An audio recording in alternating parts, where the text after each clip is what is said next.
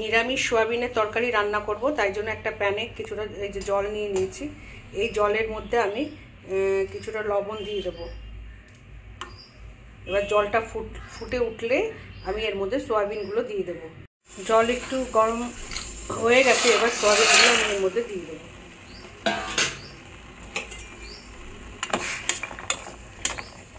এবার গ্যাসের ফ্লেমটাকে বন্ধ করে দিয়ে এটাকে 5 মিনিট এর মধ্যে চুবিয়ে রাখতে হবে। ডুবিয়ে রাখার পরে যখন এটা নরম হয়ে যাবে তখন একটু ঠান্ডা জলে এটাকে ভালো করে প্রেস করে তুলে নিতে হবে। এবার এই যে সয়াবিনগুলোকে এবার ঠান্ডা জলের মধ্যে ভিজিয়ে ঠিক এইভাবে করে এই যে এরকম করে চিপে চিপে তুলে নিতে হবে। এই যে জলটাকে পুরো প্রেস করে ফেলে দিতে হবে।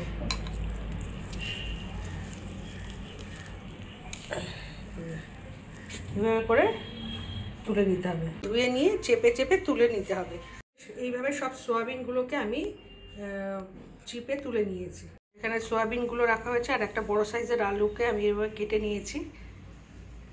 আর এখানে মশলা করব বলে কিছুটা জিরে, আদা, কাঁচা লঙ্কা, এলাচ আর দারচিনি নিয়ে নিয়েছি। এই সবগুলোকে আমি একটা পেস্ট রেডি করে নেব। এই দারচিনি, এলাচ, আদা, জিরে আর কাঁচা লঙ্কার মিক্সিতে একটা পেস্ট রেডি করে নেব। আমার মশলাটা রেডি হয়ে গেছে। কড়াই গরম হয়ে গেছে, কড়াইয়ে তেল দিয়ে দেবো। সোয়াবিনের তরকারিতে একটু তেল বেশি লাগে বন্ধুরা। তেল দিয়ে দিলাম। কড়াইয়ে তেল গরম হয়ে গেছে, কিছুটা জিরে ফোড়নে দিয়ে দিলাম। ফোড়নে দেওয়ার পরে কেটে রাখা আলুগুলো দিয়ে দিচ্ছি।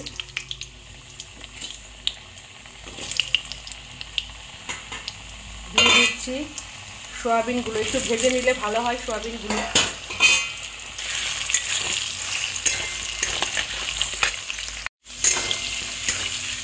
একটু ভাজা ভাজা করে নিতে হবে।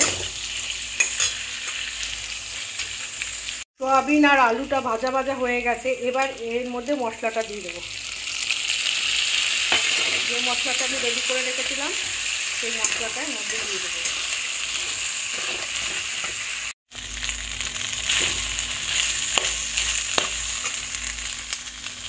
সব গুঁড়ো মশলাগুলো দিয়ে দেবো।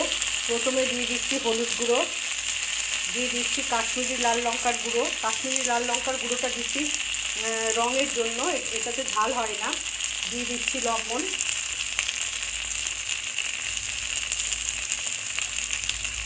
লবণ একটু দেখে নিয়ে লবণটা দেবেন, কারণ সয়াবিনটা যখন আমি গরম করেছিলাম জলের মধ্যে লবণ দেওয়া ছিল।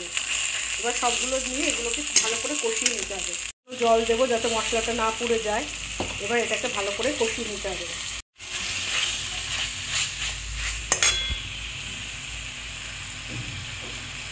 প্রায় 2 চামচের মতো একটু টক দই আমি এই যে ফেটিয়ে রেখেছি, এই টক দইটা এর মধ্যে দিয়ে দেবো।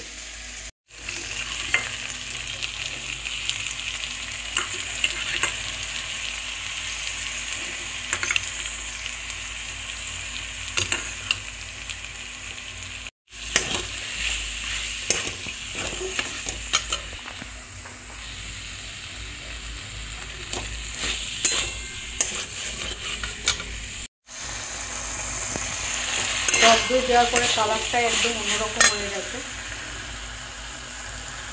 দিয়ে দেবো সামান্য চিনি, যেহেতু টক দই দিয়েছি স্বাদটাকে ব্যালেন্স করার জন্য চিনিটা দিচ্ছি। দিয়ে দেবো সামান্য চিনি, যেহেতু টক দই দিয়েছি স্বাদটাকে ব্যালেন্স করার জন্য চিনিটা দিচ্ছি। আমার সয়াবিন দিয়ে আলু দিয়ে কষানো দেখুন বন্ধুরা প্রায় রেডি। এবার এর মধ্যে আমি জল দিয়ে দেবো। এখানে এই যে গরম জল বসিয়েছি, এই জলটা এবার এর মধ্যে দিয়ে দেবো। জলটা গরম হলে এই তরকারির মধ্যে দিয়ে দেবো। সয়াবিনের কষানোটা পুরো রেডি। এর মধ্যে আমি এবার গরম জলটা দিয়ে দেবো। গরম জলটা দিয়ে দেবো।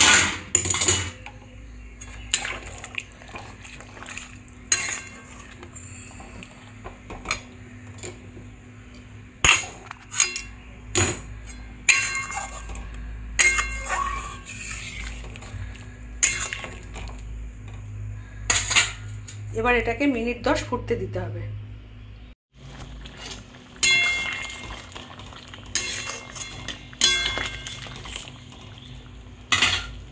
আরেকটু হলেই ঘি দিয়ে নামিয়ে দেব। আমার সয়াবিনের তরকারি দেখুন যতটা ঝোলের ঘনত্ব থাকা উচিত ততটুকু রয়েছে ঝোলের ঘনত্বটা। এবার এর মধ্যে আমি একটু ঘি দিয়ে দেবো। ঘি দিয়ে গ্যাসের ফ্লেমটাকে বন্ধ করে দেবো। হয়ে গেল নিরামিষ সয়াবিনের তরকারি।